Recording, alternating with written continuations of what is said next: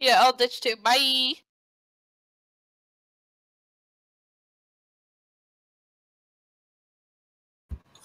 Meh. Meh. Really thought about buying one, but it doesn't really matter. Wait, what's the panels coming up next?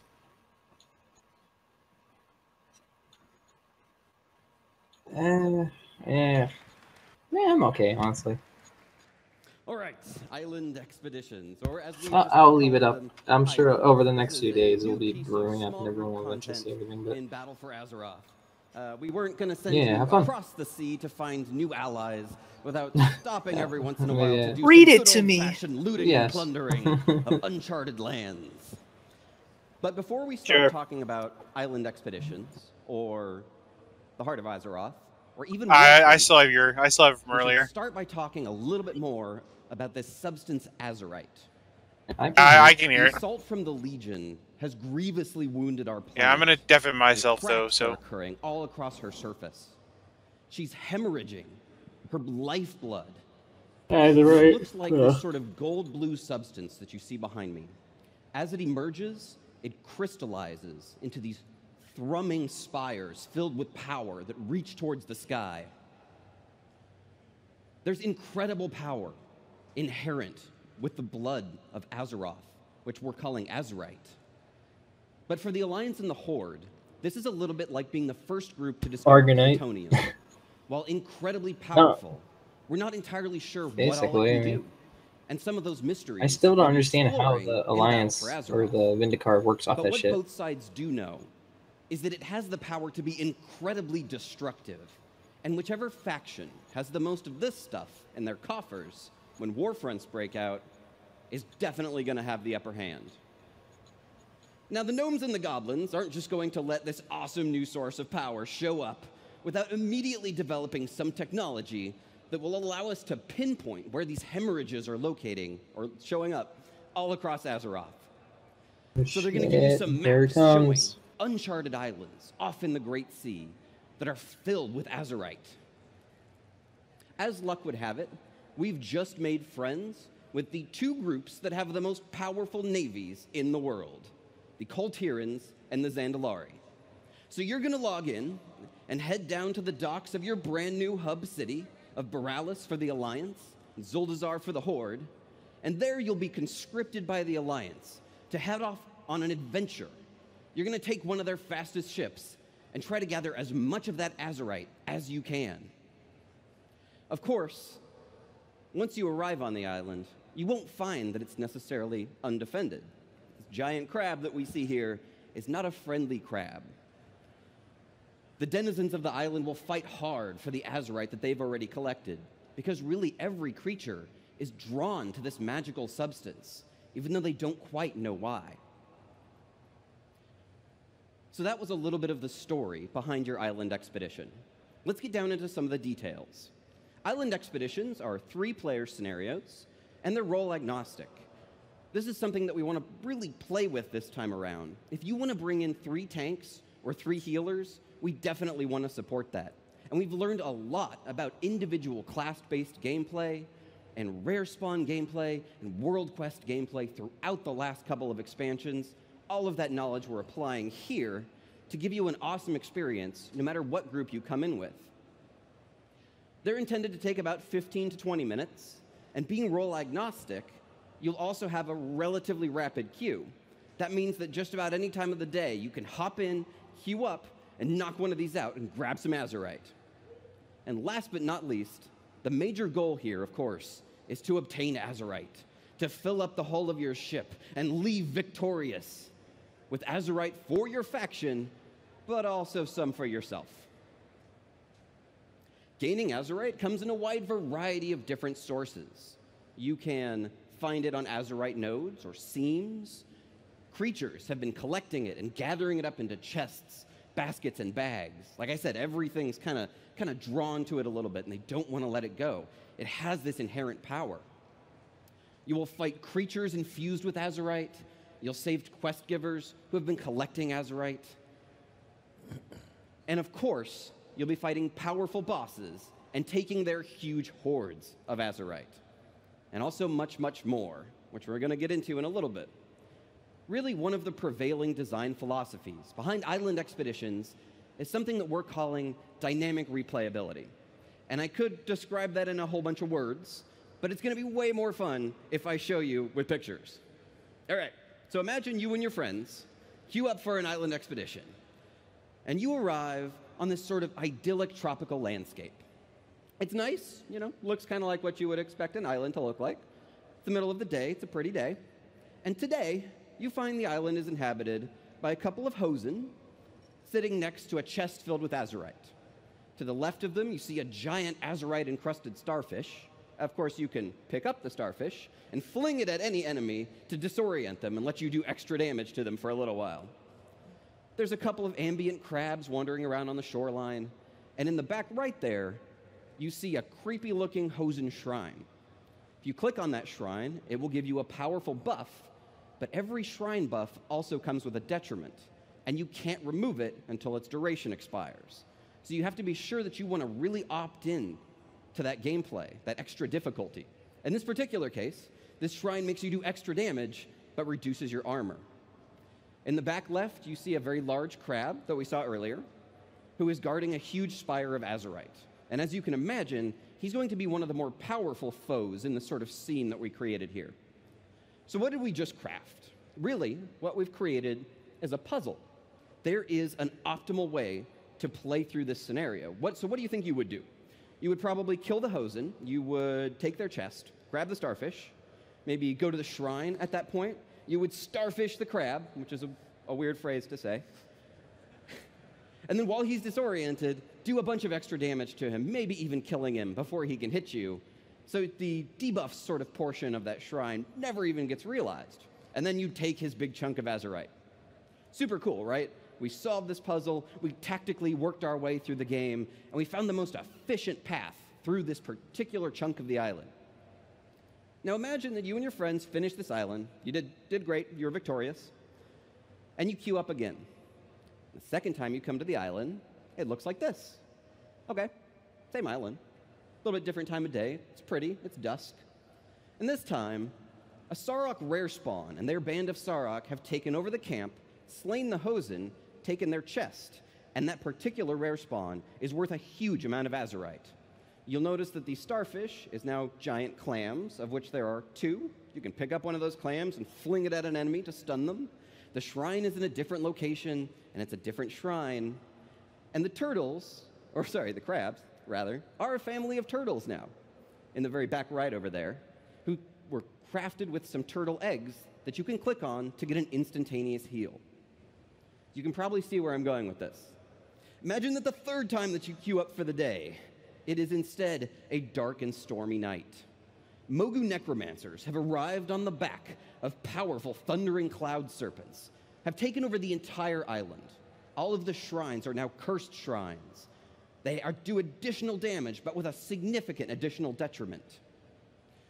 The Mogu have also opened up this portal that you see in the back right there to a Mogu Necrolord's crypt, 1,000 yards beneath the surface of Azeroth. And if you go walk into that portal, you will port down into that crypt, and one of the passages through it will be open for you to defeat the boss at the end and gain their azurite.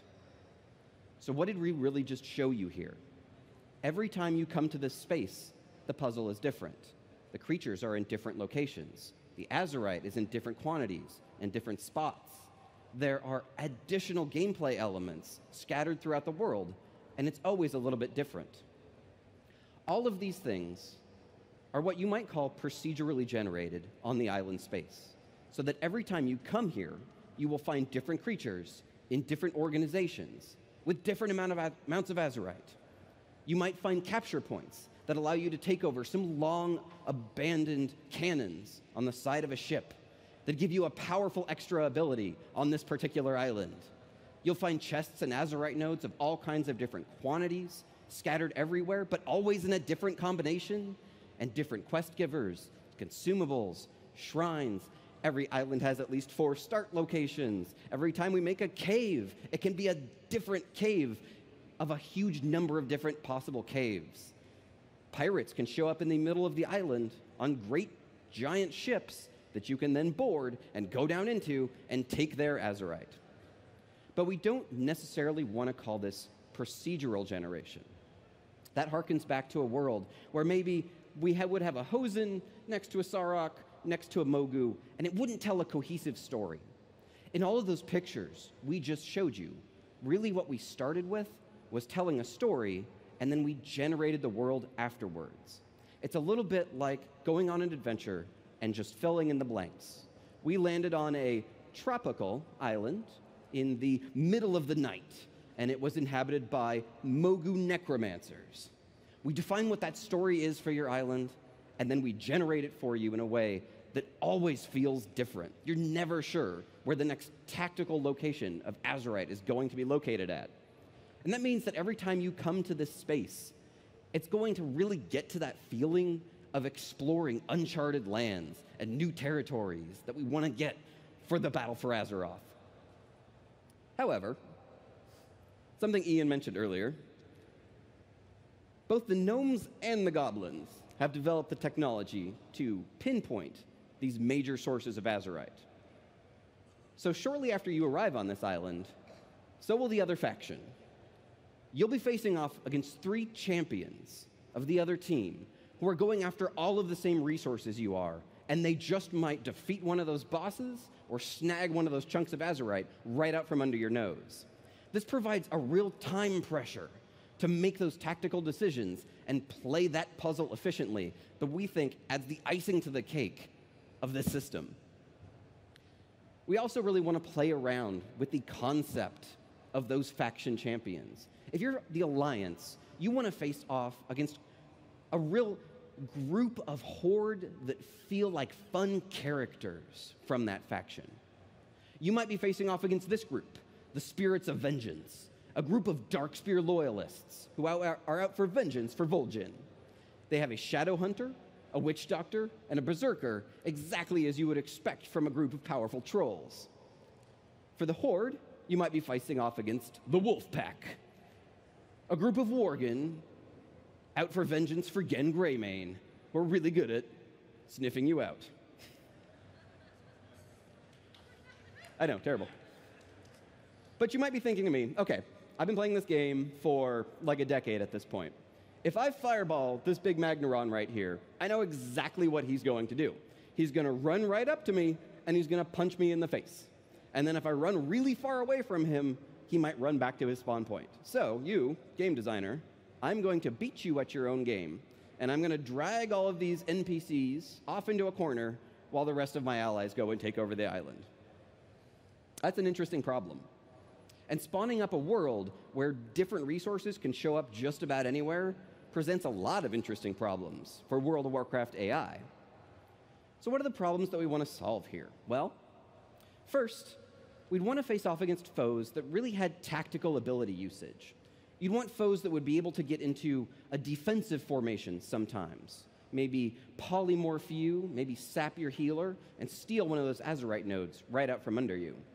If you're approaching an enemy rogue that is already in combat with a boss, it'd be really cool if sometimes he blinded the boss and attacked you, sometimes he blinded you and attacked the boss, and sometimes he vanishes to reconvene with his allies and come back later. Secondly, it would be awesome if all 3 of these had an intrinsic sense of the map objectives, if they would understand where the powerful creatures were, the major risk-reward moments, where the big chunks of Azurite were. That provides really an extra tension that you want when the creature is also going after the really important things while you're going after it. The end result of both of these is AI that can make strategic decisions. They can decide whether or not they want to stick in combat or leave combat. You'll finally face off against an AI that every once in a while will polymorph you, mount up, and just leave because he's got better things to do.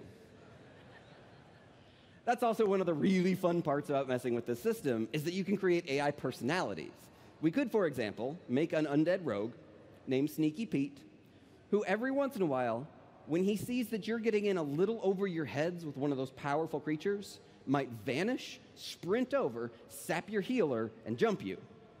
It'd be mean, but we could do it.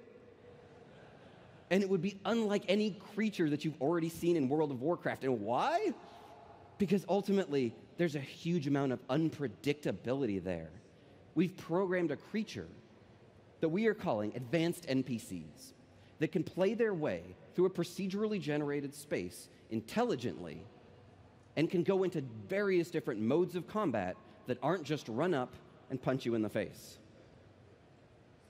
One of the other things that islands allow us to do is to take you to a wide variety of different locations. You saw a tropical island earlier. That was our first island. And this is the second one we're showing off today. It's an abandoned Gilnean village. Well, almost abandoned. The walls of the city up on the hill have been closed tight for years. This is a two-part island where you'll be facing off against your foe in the lower portion and the abandoned lighthouse. And then halfway through the map, the gates to the abandoned city open up, and you get to see what happened to all of the denizens inside there. I won't spoil it for you, but it's generally spooky stuff. Going to the 1,000 islands of the Great Sea really gives us this awesome opportunity to take you to a wide variety of different visual locations. We put together a quick video showing the first two of our islands.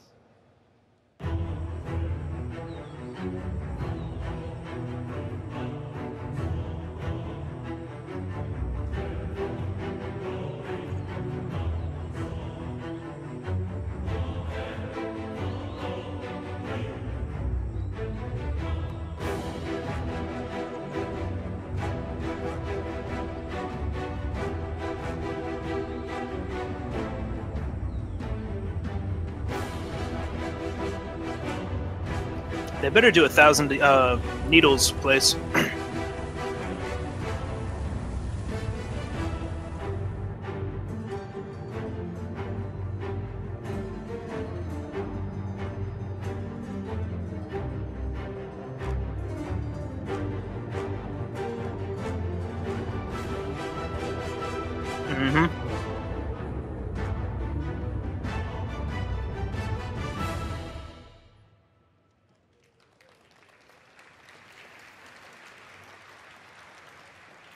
We can't wait to get Island Expeditions into your hands. But at the same time, we realize that Sneaky Pete isn't for everybody.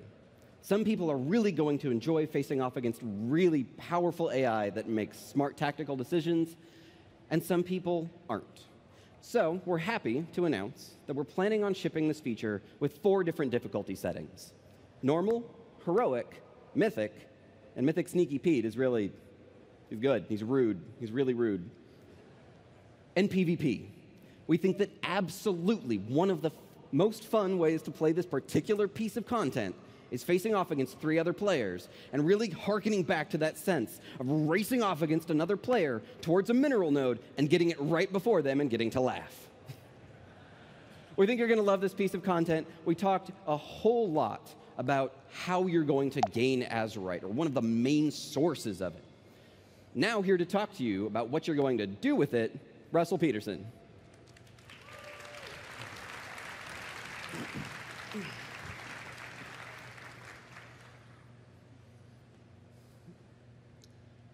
The war that seems to be brewing, the island expeditions What's this guy's name just again? the prelude to that. The planet will soon be consumed in all-out war. The discovery of Azurite and the arms race that it's kicked off has so completely consumed the attention of both factions, they've forgotten the victor of that war is likely to inherit a dying world. It's always been the mission of the Burning Legion to destroy Azeroth, and it seems that even in their defeat, they finally struck the killing blow. Only Magni seems to understand how desperate the situation has truly become. He's appealed to the leaders of both factions and has been turned away. He instead calls to you, the greatest heroes that Azeroth has ever seen. When you answer his summons, he'll entrust you with an ancient Titan artifact, the Heart of Azeroth. Magni believes that the Heart of Azeroth holds the key to undoing the worst of the damage inflicted by the Legion. You'll carry the Heart of Azeroth around your neck as you adventure on Kultiris and Zandalar. It's up to you to save the world. Again, a little bit more literally this time than in previous expansions. The Heart of Azeroth is the focal point of your character's progress throughout the expansion. When it comes in close proximity to Azurite, the Heart of Azeroth absorbs a fraction of its power. It grows stronger. It levels up. You'll gain Azerite from familiar activities like raids, dungeons, world quests, PvP, and new ones like island expeditions and warfronts. As the Heart of Azeroth gains in strength and levels up, it becomes stronger in its own right. It may gain unique new abilities, but most importantly, it gains the power to awaken latent abilities in other pieces of armor that you'll find. This is an in-development look at how you'll interact with an individual piece of Azerite armor. Each piece has 4 rings containing powers. Each of those rings unlocks at a different Heart of Azeroth level. The outer rings are relatively accessible. You might loot an item and discover you can pick 1 or 2 powers immediately, but the innermost powers will require you to further empower the Heart of Azeroth. Once the Heart of Azeroth has awakened a ring, you simply choose a power, and it becomes active on your character for as long as you wear that item. Now, you've seen items with powers on them before, but Azerite armor powers are in multitudes, and it's up to you to decide how they affect your character. This is an important distinction from what's come before. You might find a power that makes you think twice about using a talent that you'd previously written off. You might find a power on a helm that you'd previously seen on a shoulder while you were leveling up. And you will certainly find combinations that reinforce your favorite way to play your character. Now, you're going to be able to do this every time you find a new item. The key to all of that and the freedom of experimentation is that the Heart of Azeroth is the source of that power. Whenever you loot a new item and you awaken Azerite powers on it, your Heart of Azeroth doesn't change. Anytime you loot Azerite, you make your character stronger. If you try a new item on, you have no progression setback whatsoever. You will always be moving forward. Now, I know you're thinking, oh, this sounds like a lot of randomness. That's not true. Each of these items has a unique, handcrafted layout, and it's the same every single time you see the item. You'll be able to open the dungeon journal and determine which powers affect your character the way that you prefer and know exactly what you need to do to acquire those items. And you'll always want to acquire the strongest version of the item. The strength of an individual Azerite power is derived from the item level of the item that it belongs to, which is a very carefully worded way of saying the Mythic Dungeon version is better than the Heroic Dungeon version. You're always going to want to have the most powerful version of the item possible. This is a little confusing to think about in the abstract, so let's walk through an example together. This is Sardina. Sardina is an orc shaman. She enjoys long walks on the beach, kungaloosh, transmog runs, and she raids with her guilds 2 nights a week. She mostly plays elemental, but every once in a while she'll switch to restoration to heal if somebody can't make the raid or to do some mythic dungeons. She's going to help us walk through this example today, and she's really excited to be here. Sardina's Heart of Azeroth is currently level 20. Now, any of the numbers that I'm going to use here are hypothetical. Don't get mad at me when it's not like that when the game comes out. Level 20 is good enough to unlock the first 2 rings on her helm, the Coif of Entwined Fates. The 3rd ring requires level 21. It just so happened to be checking in with her during a dungeon run. She completes the dungeon, loots the Azerite off the boss, and immediately her neck levels up to 21. There's no items to click, it just happens. Doing that, it unlocks the 3rd ring on this item. Now, Sardina's been looking forward to this for a while. She knows the choice she's going to make. So she selects the power, and it immediately becomes active on her character. But why did she make that choice? Let's talk just a little bit about how we want the system to work. The most important part of this is that we want the choices that you're going to be presented with to make sense with one another. If I give you a choice between your lightning bolt does 20% more damage or you gain 20 fishing skill, I have a pretty good idea of which one of those you're going to choose. You were here this morning for Ian's talk. You know Queen Ashara is on her way, that fishing skill is going to be really important in the raid, and you're going to be prepared for it. No, you're going to take the lightning bolt damage. We want these choices to be something where you look at it and you say, yes, all of those things belong together, and my favorite one is this. But we want these to be about more than just raw power. We want them to be about how you express yourself as a character or as a player. And we want them to provide things that aren't just bigger, better, more. So the choice that Sardina made was between a power that affected Ghost Wolf and gave it an extra boost of speed after you're taking damage, or a power that affects Astral Shift and helps reduce the damage taken when the power is active. Sardina looks at this and she says, this is about standing in the fire. I can take the Ghost Wolf power and I can get out of the fire really quickly. Or I can take the Astral Shift power and maybe I don't have to get out of the fire at all. Those are decisions that, yes, there may be a specific correct answer for one situation, but that's also something that depends on you as a player. If you are not very good at noticing when you're in the fire, maybe you go with Astral Shift. But Sardina goes with Ghost Wolf because when she heals, there's nothing that drives her up the wall faster than DPS who stand in the fire, and she's not going to set a bad example. We hope that these kinds of choices will be present all throughout the expansion. One of the really exciting things about Azerite armor is that we get to introduce new powers later in the expansion that you've never seen before, and you have all new choices to make. And I hope that you choose to use these powers responsibly, in the way that Magni hopes that you do, to save Azeroth. But if you were here this morning and you saw that cinematic, and you heard the screams of the Banshee Queen, or saw the way Anduin rallied his troops, you probably want to know how you're going to be taking the fight to the other faction. And here to talk about Warfronts is Matt Goss. Good job, bud. All right, guys, let's go to war. So, you saw islands. Islands are telling the story of the skirmish that's going on between the Horde and the Alliance, between our two continents. Warfronts are telling the story of war on the homeland. So these are 20-player cooperative experiences, so you and 19 of your closest faction friends will take it to the other team. It's Alliance versus Horde, it's red versus blue, it's orc versus human. This is your time to stand with your faction and take down the other side. So we're really looking back to our Warcraft RTS fantasy roots with this system. But again, it's on the ground. You're fighting on the ground with your troops, building buildings with your character using your powers. So this picture of the original box of Warcraft 2, I think really symbolizes... That's weird. Did you guys see that? Can we enhance this? Wait, Battle for Azeroth is on this box? And no one noticed? Tides of Vengeance and this? Okay, anyway. Okay, so let's talk about Eastern Kingdoms.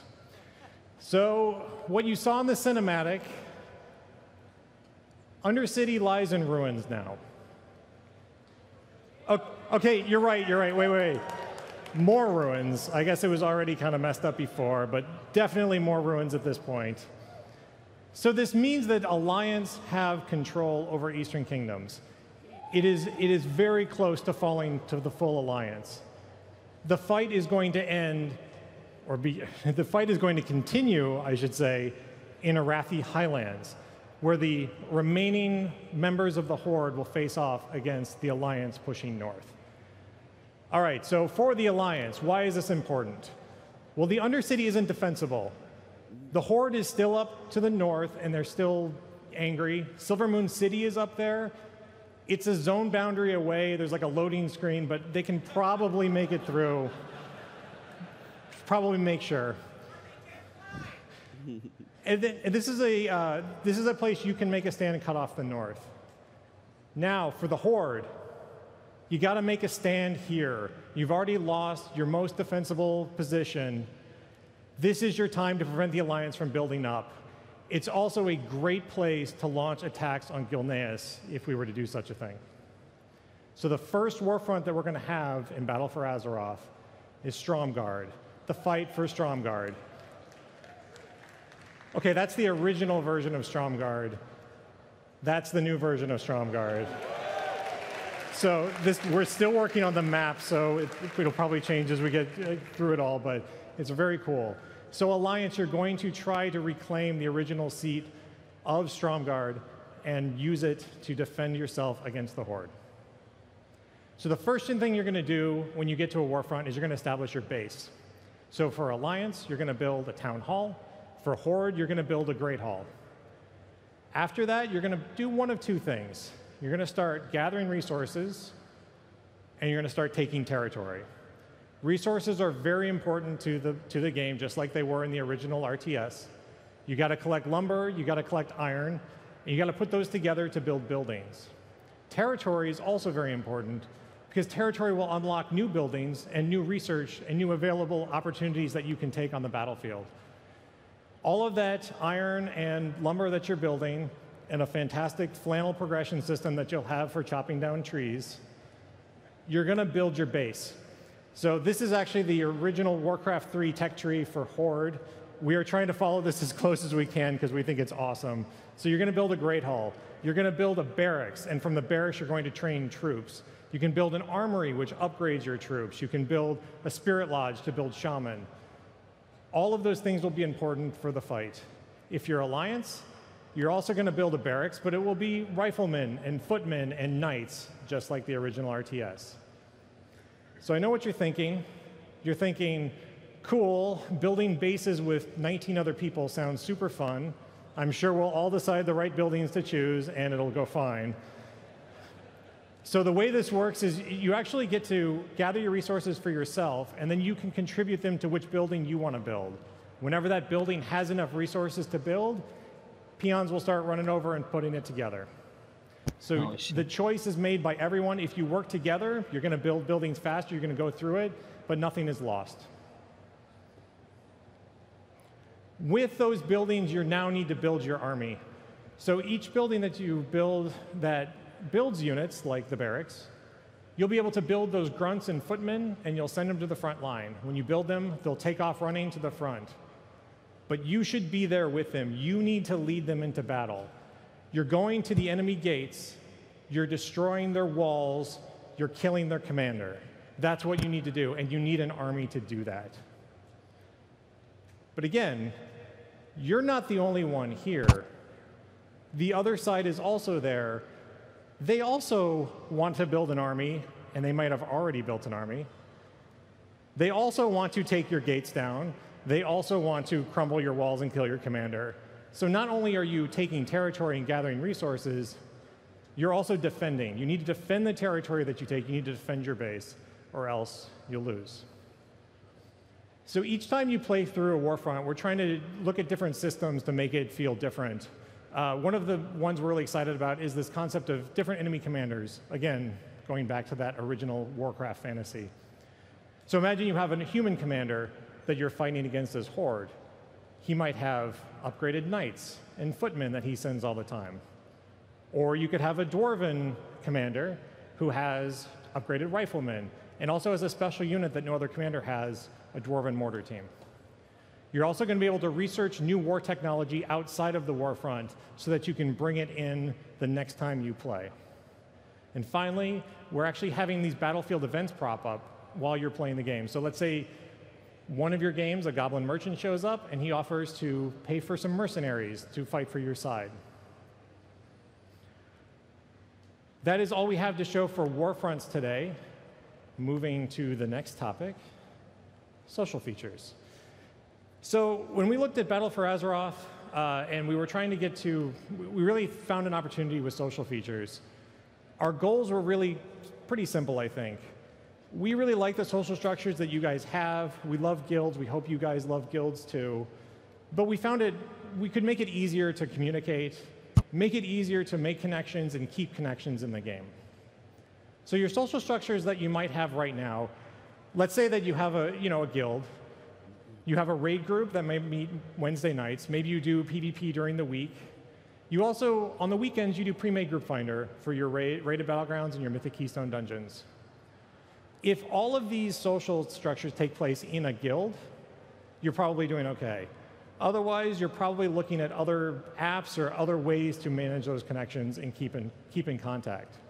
Specifically, if you're doing a lot of pre-made group finder, you might find it really frustrating to every single group you join, having to find the next app you need to download, figure out what server you want to connect to, just to talk to people in that group.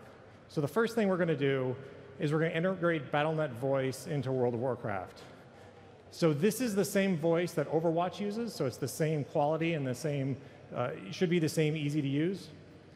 It also is integrated into our game, so rather than having to look at another app to figure out who's talking and correlate that name to the character names in the game, you'll just be able to see a little pop-up with their name and a little speaker icon. So if you're in a pre-made group, you'll get a little pop-up that says, hey, would you like to join the voice chat? You say yes, and you're in. For the other social structures that we have, we thought that Guild was cool, but we wanted to do a little bit more to support those features. So we're introducing WoW communities. So these are character-specific groups. They're cross-server, so you can keep in touch with your friends that are on different servers than you. And you can be in multiple communities at the same time, in addition to your guild. So the features that we have for communities, you get a roster of members, you get the people that are in the community. You have very simple role management, so you'll be able to have like a founder, an officer, and members of your guild, so you can manage who has control. This is all integrated into Quick Join. So when you see a community member join into a game, you can hop into their queue and join in without losing any time. These will also be integrated with voice, so you can be able to talk to your community just by clicking a button. We also are introducing auto-maintain calendar invites. So right now, you make a calendar invite, and you might have to manually keep track of who's in it. With this, if your community is managing the calendar invite, once you make it, like let's say the Wednesday night raid, once you make that calendar invite, anyone who joins your community automatically gets that invite. Anybody who leaves your community automatically is removed. And we're also putting text chat history into the game.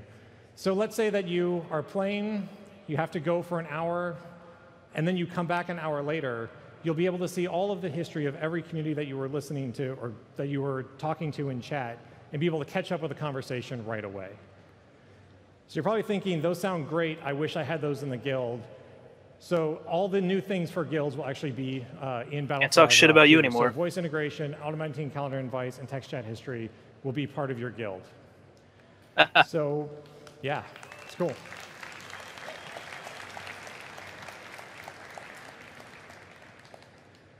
So this is a sneak peek at what the UI could look like. This is a mock-up that we're working on.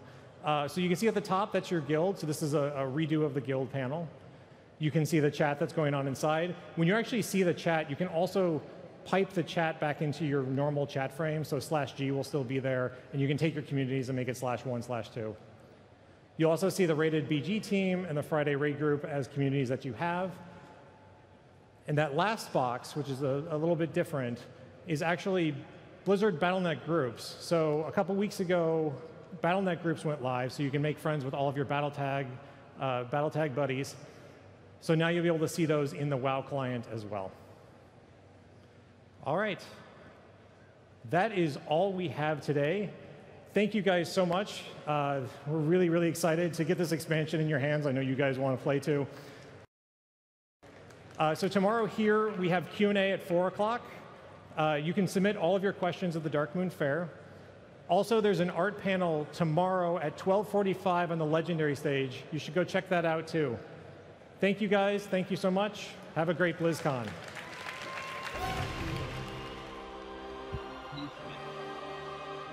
Thank you for attending the World of Warcraft gameplay. Yo, Dayon, you left your porn open up on one of your tabs. The Heroes of the Storm What's Next panel. No, I'm kidding. Oh, fucking wrecked. Wrecked. Eat it. Hey, I found Dan once in Moonguard in Goldshire once. Oh shit. I know.